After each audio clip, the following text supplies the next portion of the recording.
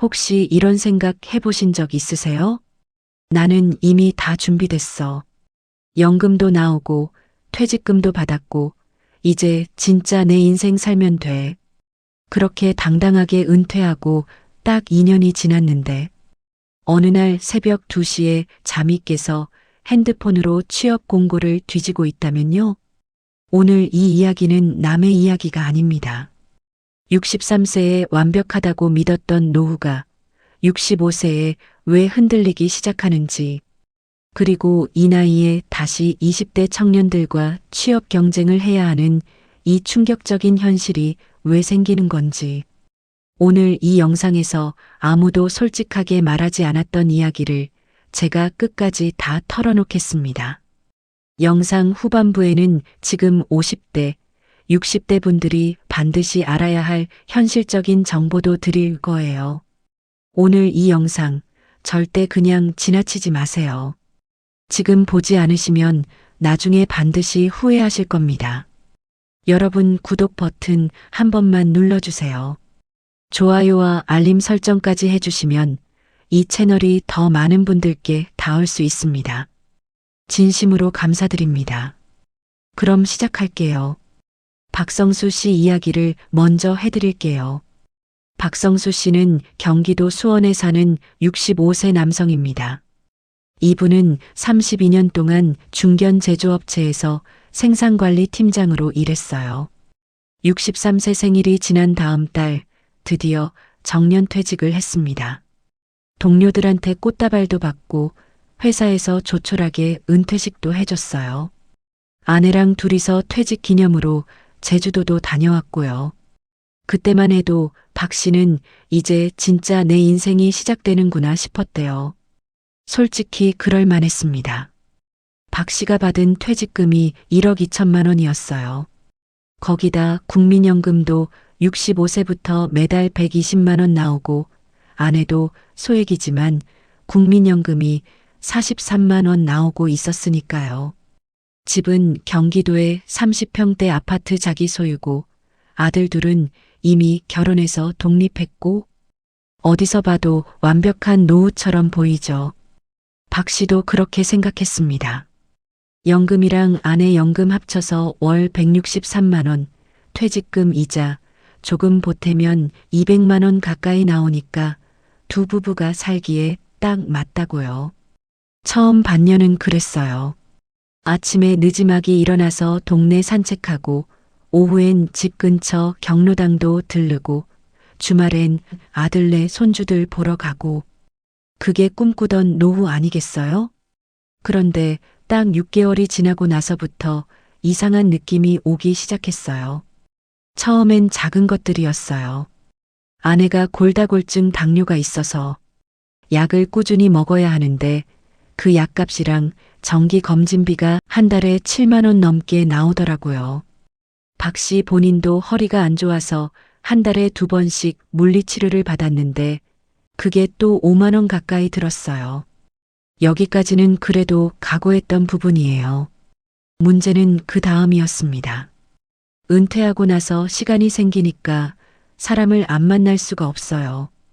오랜 친구들이랑 밥 한 번 먹고, 예전 직장 동기들이랑 술자리도 한 번 하고, 그게 한 달에 서너 번 되니까 외식비만 한 달에 20만 원을 훌쩍 넘어요. 여기에 손주들 용돈이며 경조사비까지 더하면 박 씨 부부의 실제 한 달 생활비가 270만 원에서 300만 원 사이를 왔다 갔다 한다는 걸 깨닫게 됩니다. 연금으로 들어오는 돈은 163만 원인데 나가는 돈은 300만 원 가까이 되는 거예요.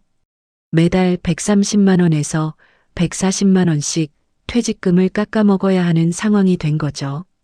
박 씨가 저한테 이러셨어요. 처음엔 별거 아니라고 생각했어요. 1억 2천이나 있으니까. 근데 계산해 보니까 7, 8년이면 다 없어지더라고요. 저 그때 70살이에요. 그 다음엔 어쩌라고. 이 이야기 어디서 많이 들어보신 것 같지 않으세요? 사실 박성수 씨 같은 분이 우리나라에 정말 많습니다. 통계청이 2023년에 발표한 자료를 보면 우리나라 55세에서 64세 사이 은퇴자들의 월 평균 생활비가 252만 원이에요. 부부 기준입니다. 그런데 같은 연령대의 국민연금 평균 수령액은 월 64만 원밖에 안 돼요. 부부 합산해도 120만 원 수준이에요. 생활비의 절반도 안 되는 거예요. 나는 30년 이상 일했는데 왜 이렇게 적어? 하고 싶으신 분도 계실 텐데요. 국민연금 제도 자체가 소득 대체율, 그러니까 내가 일할 때 받던 월급의 얼마를 연금으로 돌려주냐가 지금 기준으로 40% 수준이에요. 그것도 40년 꽉 채워냈을 때 이야기고 실제로 40년 꽉 채운 사람이 많지 않아요. 대부분 20년에서 30년 사이니까 실제 소득 대체율은 25%에서 30% 수준으로 더 내려가요. 이걸 모르고 은퇴하신 분들이 진짜 많아요. 박 씨도 마찬가지였어요. 연금 나오고 퇴직금 있으니까 되겠지라고만 생각했지 실제로 숫자를 맞춰보지 않았던 거예요. 그리고 이 나라에서 그렇게 생각하는 분들이 정말 많다는 게 문제입니다. 한국보건사회연구원 자료에 따르면 우리나라 65세 이상 노인 가구 중에서 빈곤선 이하의 생활을 하는 비율이 40%가 넘어요. OECD 국가 중에서 노인 빈곤율 1위예요. 그것도 몇 년째 1위를 놓치지 않고 있어요. 이게 남의 나라, 남의 이야기가 아니에요. 지금 이 이야기를 듣고 계신 여러분 주변에 분명히 계세요. 박 씨가 본격적으로 통장 잔고를 들여다보기 시작한 건 은퇴하고 나서 1년 6개월이 지났을 때였어요. 퇴직금이 1억 2천이었는데 벌써 2,400만 원이 나가 있더래요. 겨우 1년 반 만에요. 그때 처음으로 식은땀이 났다고 하셨어요. 이 속도면 8년도 안 되겠구나. 박 씨가 그때부터 생각한 게 뭔지 아세요? 어떻게든 돈을 줄여야겠다는 게 아니었어요. 물론 그것도 했죠. 외식을 줄이고 친구들 만나는 횟수도 줄였어요. 그런데 박 씨 머릿속에서 계속 맴도는 생각은 따로 있었습니다. 내가 다시 일을 해야 하는 거 아닌가. 이 생각이 드는 순간이 진짜 충격이었다고 하셨어요. 32년을 일했어요. 정년 퇴직했어요. 이제 쉬어도 된다고 사회가, 가족이, 친구들이 다들 그랬어요. 그런데 2년도 안 돼서 다시 일을 해야겠다는 생각이 드는 거잖아요. 이게 박성수 씨만의 이야기일까요? 통계를 보면 소름 돋습니다.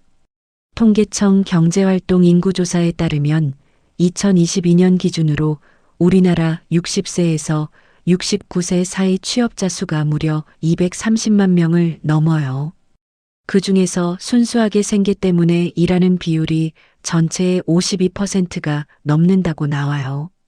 절반이 넘는다는 거예요.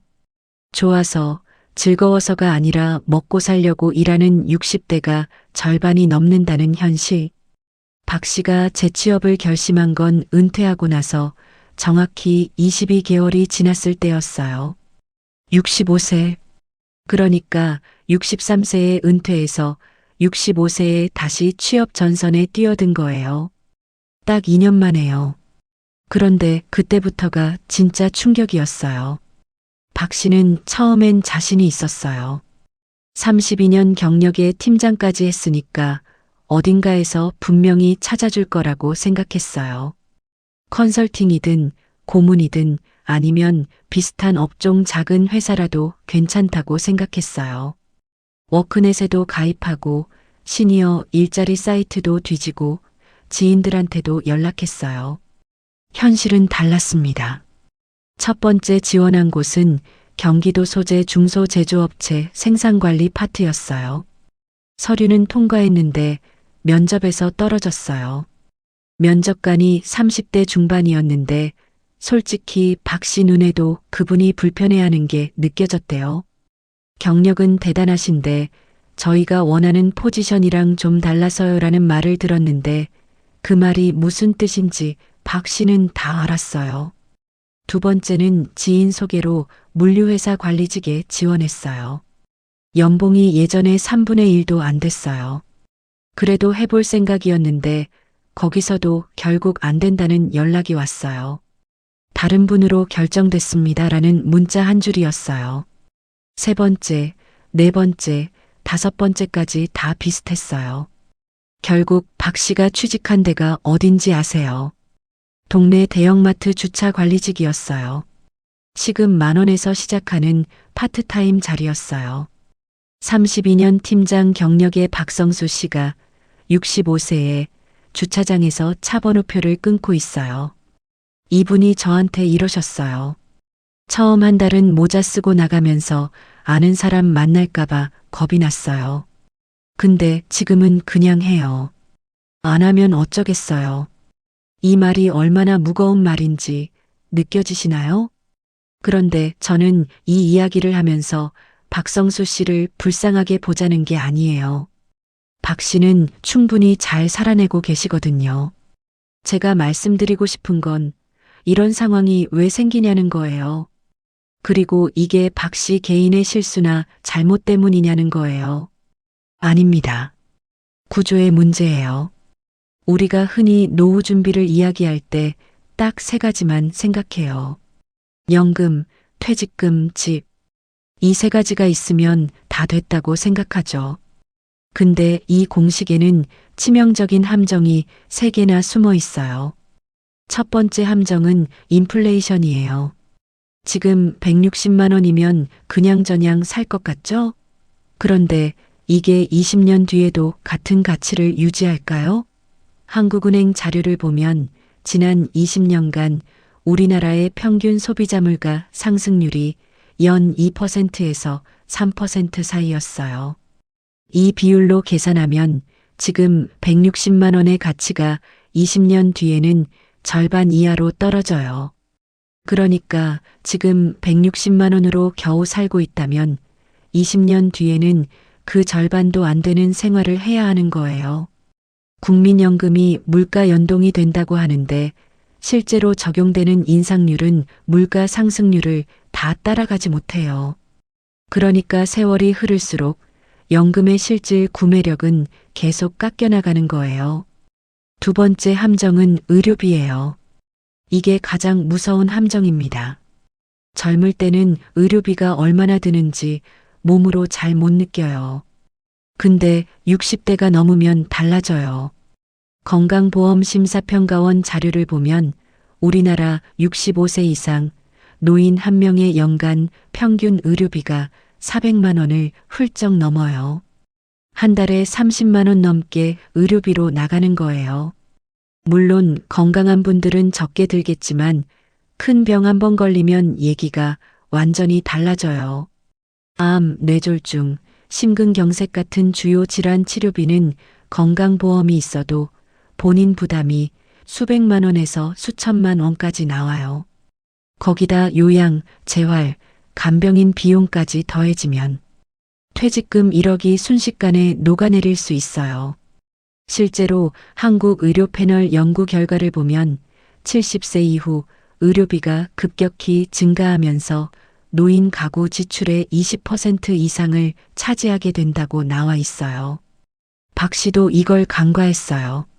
처음에 의료비로 30만 원이 나갔을 때는 별거 아니라고 생각했는데 아내가 작년에 무릎 수술을 받으면서 한 번에 250만 원이 나갔어요. 보험이 일부 커버해줬지만 본인 부담이 130만 원이었어요. 그 달은 생활비가 거의 2배가 됐어요. 세 번째 함정은 심리적 지출이에요. 이건 아무도 미리 계산을 안 해요. 은퇴하면 시간이 생기잖아요. 시간이 생기면 뭔가를 하게 되어 있어요. 여행 가고, 취미 생기고, 모임 나가고. 다 돈이에요.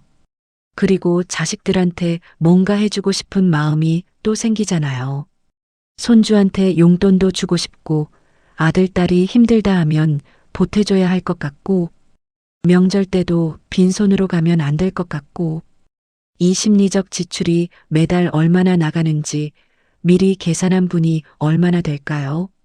노후 준비 세미나에서도 이 항목을 구체적으로 다루는 곳이 많지 않아요.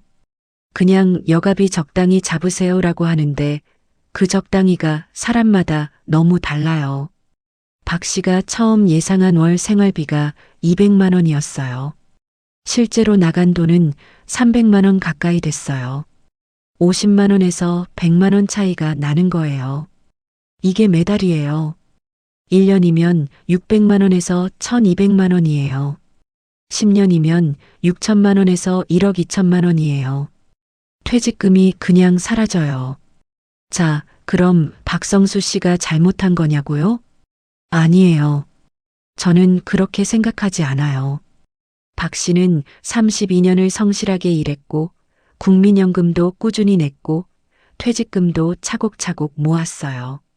할 수 있는 걸 다 한 거예요. 다만 아무도 정확한 숫자를 미리 알려주지 않았어요. 학교에서도 회사에서도 주변에서도 은퇴하면 뭔가 있겠지라는 막연한 기대만 있었지 실제로 숫자를 맞춰보라고 알려준 사람이 없었어요. 이게 우리나라 노후 교육의 현실이에요. 그러면 지금 박 씨처럼 되지 않으려면 어떻게 해야 하냐고요? 이 이야기를 드리기 전에 재취업 시장 이야기를 조금 더 해드릴게요. 왜냐하면 나중에 힘들면 다시 일하면 되지라고 생각하시는 분들한테 현실을 보여드려야 하거든요. 지금 시니어 재취업 시장이 얼마나 어려운지 아세요? 고용노동부의 고령자 고용 실태 조사를 보면 60세 이상 구직자들의 평균 구직 기간이 6개월을 넘어요. 젊은 층 평균의 2배가 넘는 시간이에요. 그리고 재취업에 성공해도 이전 직장 대비 평균 임금이 50%에서 60% 수준으로 떨어져요. 경력이 아무리 좋아도 나이라는 벽은 정말 높아요. 기업들 입장에서 솔직히 생각해보면 59세 지원자보다는 30대 지원자가 당연히 더 매력적으로 보여요. 더 오래 일할 수 있고 디지털 적응도 빠르고 임금도 낮게 시작할 수 있으니까요. 이걸 나쁘다고만 할 수도 없어요. 현실이에요. 실제로 박 씨가 지원했던 곳들 중에 한 군데는 같이 지원한 사람이 23명이었는데 그 중에서 60세 이상이 박 씨 포함해서 4명이었대요. 나머지 19명이 다 40대 이하였어요. 그 경쟁에서 이길 수 있는 가능성이 얼마나 되겠어요. 그래서 지금 이 순간 50대, 60 초반이신 분들한테 드리고 싶은 이야기가 있어요. 재취업을 완전히 배제하라는 게 아니에요. 재취업을 해야 할 상황이 올 수도 있어요. 그때 당황하지 않고 대비할 수 있어야 한다는 거예요. 그리고 그 대비는 지금 해야 해요. 은퇴하고 나서 하면 늦어요. 첫 번째로 드리고 싶은 이야기는 숫자를 직접 계산해 보라는 거예요. 지금 당장 종이 한 장 꺼내서 아니면 핸드폰 메모장이라도 열어서 예상 은퇴 후 생활비를 써보세요. 식비, 의료비, 교통비, 통신비, 경조사비, 여가비, 손주 용돈, 예비 비용까지 다요. 막연하게 200만 원 잡지 마시고요. 지금 한 달에 얼마 쓰는지 가계부를 한번 보세요. 은퇴 후에 줄어드는 항목이 있고 오히려 느는 항목이 있어요. 교통비 줄고 의료비 늘어요. 옷값 줄고 여가비 늘어요. 그 합계를 정확하게 계산해야 해요. 그리고 그 금액이랑 내가 받을 연금을 비교해 봐야 해요. 국민연금 예상액은 국민연금공단 홈페이지에서 조회할 수 있어요. 공인인증서만 있으면 바로 돼요. 만약 내가 받을 연금이 예상 생활비보다 많이 부족하다면 그 부족분을 어디서 채울지 지금부터 계획을 세워야 해요. 두 번째로 드리고 싶은 이야기는 퇴직금을 생활비 통장으로 쓰지 말라는 거예요. 박 씨가 가장 후회하는 게 이거예요. 퇴직금을 그냥 일반 예금에 넣어놓고 부족할 때마다 꺼내 썼어요. 그러다 보니 1년 반 만에 2,400만 원이 없어진 거예요. 퇴직금은 마지막 안전망이에요. 함부로 쓰면 안 돼요. 최소한 정기예금이나 원금 보장형 상품에 넣어서 이자라도 생활비에 보태는 구조를 만들어야 해요. 그리고 절대로 이번 한 번만이라는 생각으로 꺼내는 습관을 만들면 안 돼요. 한 번이 두 번 되고 두 번이 10번 돼요. 세 번째로 드리고 싶은 이야기는 은퇴 전에 재취업 가능성을 미리 탐색해 두라는 거예요. 이게 좀 씁쓸하게 들릴 수 있어요. 아직 일하고 있는데 벌써 재취업 준비를 해야 해? 라고 생각하실 수도 있거든요. 근데 현실을 보면 일을 하고 있는 동안에 자격증을 따거나 새로운 스킬을 익혀두는 게 은퇴하고 나서 맨몸으로 시장에 나가는 것보다 훨씬 유리해요. 예를 들어 볼게요. 지금 제조업이나 서비스업에 오랫동안 계셨던 분들이라면 관련 분야 기술사나 안전관리사, 품질관리사 같은 자격증을 미리 따두면 나중에 컨설턴트나 강사로 활동할 수 있어요.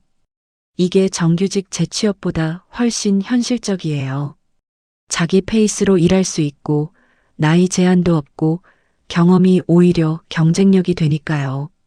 사회복지사, 요양보호사, 조리사, 바리스타. 이런 자격증들도 50대에 충분히 취득할 수 있고 실제로 60대에도 꾸준히 활동하시는 분들이 많아요. 중요한 건 미리 준비해 두는 거예요. 필요가 생겼을 때 급하게 시작하면 심리적 압박도 크고 시간도 더 걸려요.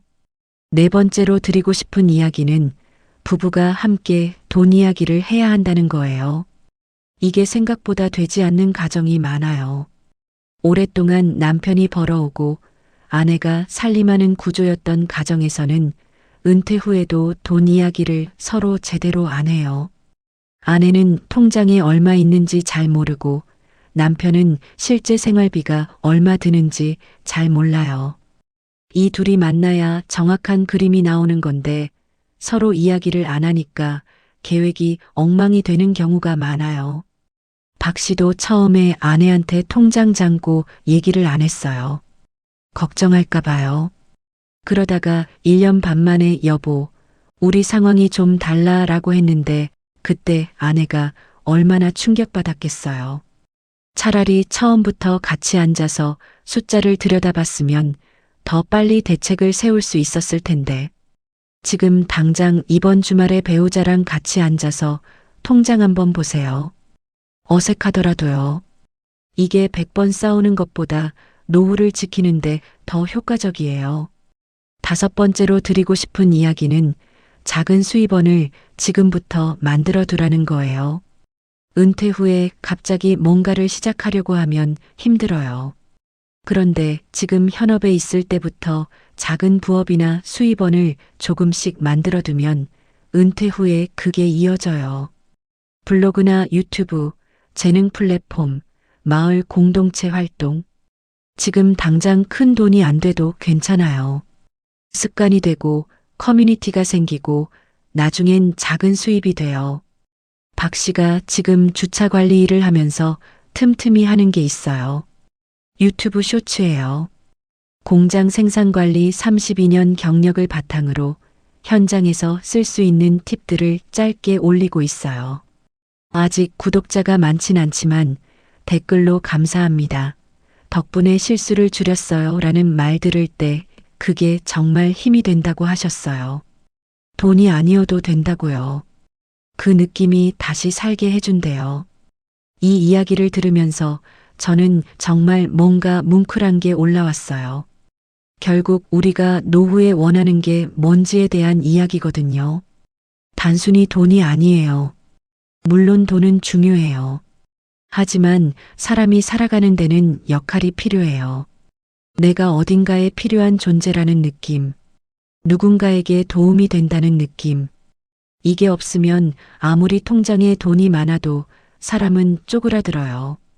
실제로 노인 우울증 연구를 보면 경제적 여유보다 사회적 연결과 역할감이 노인의 정신 건강에 더 큰 영향을 준다는 결과들이 많이 나와 있어요.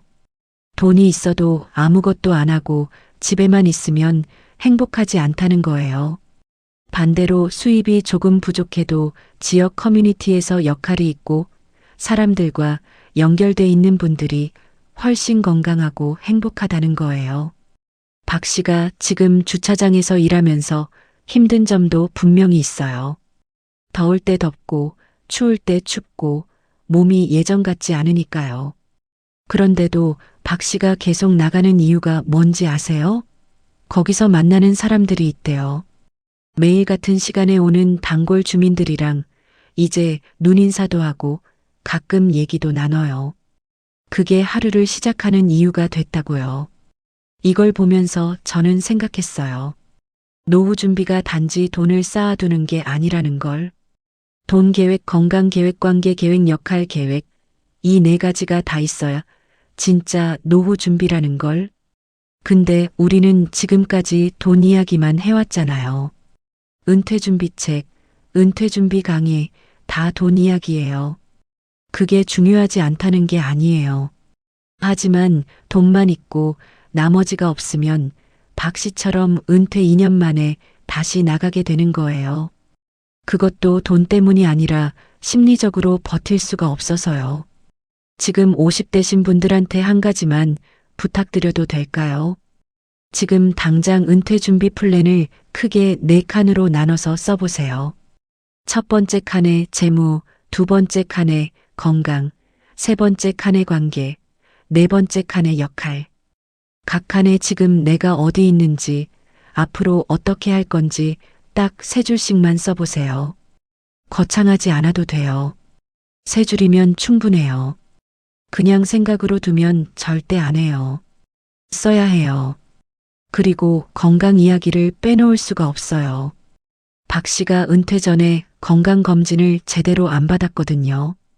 회사에서 매년 검진을 해줬는데 항상 큰 문제 없음으로 나오니까 대충 넘겼어요. 그런데 은퇴하고 나서 처음 제대로 받은 검진에서 당뇨 전 단계랑 고지혈증이 나왔어요. 이게 또 의료비로 이어졌고요. 지금 50대라면 지금 당장 정밀 건강검진 한번 받으세요. 이게 나중에 수백만 원을 아끼는 길이에요. 그리고 지금 우리나라 정부에서 시니어를 위한 일자리 사업도 많이 하고 있어요. 한국노인인력개발원에서 운영하는 노인 일자리 사업, 중장년 일자리 희망센터, 고용복지 플러스 센터 등에서 60세 이상을 위한 취업 지원 서비스를 받을 수 있어요. 재취업이 필요하다면 이런 공공 인프라를 먼저 활용하세요. 민간 취업 사이트보다 훨씬 현실적인 일자리가 있고 교육 지원도 해줘요. 그냥 집에서 인터넷만 뒤지면 이런 곳이 있는 줄도 모르는 분들이 너무 많아요. 마지막으로 이런 이야기도 해드릴게요. 재취업이 나쁜 게 아니에요. 오히려 지금 시대의 70세까지 어떤 형태로든 일하는 게 오히려 자연스러운 흐름이 되고 있어요. 일본에서는 이미 70세까지 고용 기회를 확보하도록 기업에 노력 의무를 부과하는 법이 시행 중이에요. 우리나라도 고령화 속도를 보면 그 방향으로 갈 가능성이 아주 높아요. 그러니까 은퇴가 완전한 끝이 아니에요. 어떤 형태의 활동이든 계속 이어가는 게 건강에도 좋고 재정에도 도움이 되고 무엇보다 사람을 사람답게 해줘요. 단 그 활동이 강요에 의한 것이냐, 선택에 의한 것이냐는 천지 차이예요. 지금 준비하면 선택할 수 있어요. 준비 안 하면 박 씨처럼 새벽 2시에 취업 공고를 뒤지게 돼요. 박 씨가 요즘엔 조금 달라졌어요. 처음엔 주차 관리 일이 창피했는데 지금은 그냥 그게 지금 자기 할 일이라고 받아들이셨대요. 그리고 퇴직금에서 절대로 더 이상 꺼내 쓰지 않기로 아내랑 약속했어요. 박 씨가 버는 월 80만 원에서 90만 원이 생활비 일부를 채워주니까 퇴직금이 더 이상 빠르게 줄지 않아요. 그리고 유튜브 쇼츠 채널 구독자가 300명이 넘었다고 문자를 주셨어요. 목소리에 힘이 실려 있었어요. 이분이 완벽하게 잘 되고 있다고 말하면 거짓말이에요. 여전히 힘들고 여전히 불안한 날도 있대요. 그래도 지금이 은퇴 직후보다는 낫다고 하셨어요. 왜냐하면 지금은 그냥 흘러가는 게 아니라 뭔가를 하고 있다는 느낌이 있으니까요. 그게 노후를 버티게 해주는 힘이에요. 오늘 박성수 씨 이야기를 들으시면서 어딘가 익숙하게 느껴지신 분들이 분명히 계실 거예요. 나도 혹시 저렇게 되는 거 아닐까? 아니면 이미 비슷한 상황에 있으신 분도 계실 거고요. 부끄러운 거 없어요. 우리 모두가 충분한 정보 없이, 충분한 준비 없이 그냥 살아온 거예요. 세상이 제대로 알려주지 않았던 거예요. 그러니까 지금이라도 알게 됐다면 그게 이미 시작이에요. 오늘 하루 딱 한 가지만 해보세요. 국민연금 예상 수령액을 조회해 보는 거예요. 3분도 안 걸려요. 그리고 지금 한 달에 실제로 얼마 쓰는지 한번 계산해 보세요. 그 두 숫자를 비교해 보는 것, 그게 노후 준비의 진짜 시작이에요. 오늘 이 영상이 조금이라도 도움이 되셨다면 주변의 50대, 60대 소중한 분들께 꼭 공유해 주세요. 이 이야기가 필요한 분들이 분명히 계실 거예요. 다음 영상에서는 실제 노후 생활비를 줄이면서도 품격 있게 사는 법을 아주 구체적으로 가져올게요. 기대해 주세요. 오늘도 함께 해주셔서 진심으로 감사드립니다.